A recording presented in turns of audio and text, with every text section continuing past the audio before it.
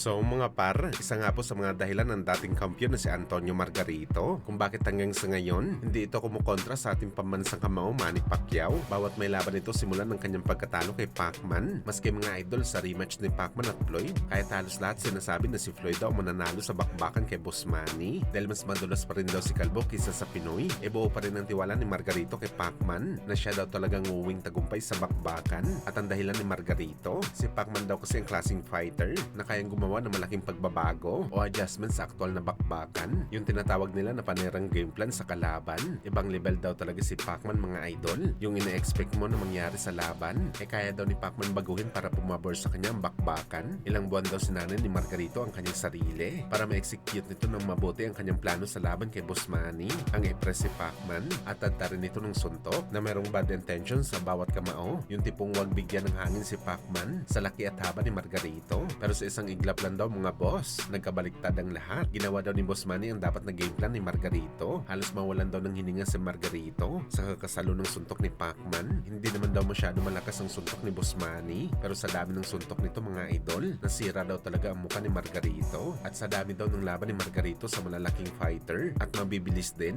hindi niya daw kasi na-expect na ganun ang abutin niya sa Pinoy Legend. Natural daw talaga na talent yun ni Pacman, kaya palaging pabor si Margarito sa laban sa Pinoy.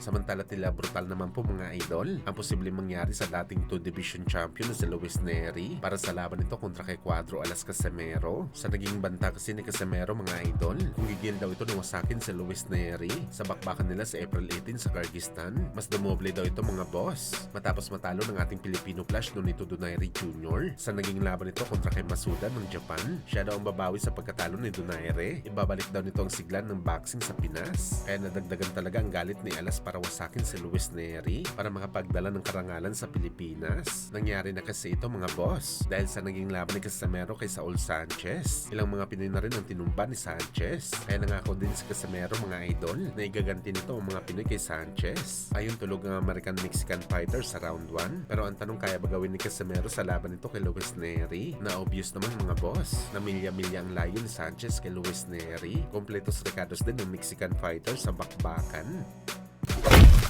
Sa kabilang banda naman mga idol, sikat na rapper na si Blueface natalo via unanimous decision sa kanyang boxing exhibition fight kalaban si Shebu. Hindi umobra mga idol ang magandang katawan ni Blueface sa malat na batchoy na bilbil ni Shebu. Makailang beses ito nasaktan sa bakbakan. 2 times bumagsak si Blueface mga idol sa ring, at ang isa dito mga idol, tumalsik talaga ito sa labas ng ring sa bigat ng taba ni Shebu. Meron pa nga report mga idol na natanggalan daw ng ngipin si Blueface sa laban matapos tumama ang Hail Mary na suntok ni Shebu. Buti pang mga exhibition fight mga idol ng mga sikat. Ang ganda ng laban kahit nakakatawa lang.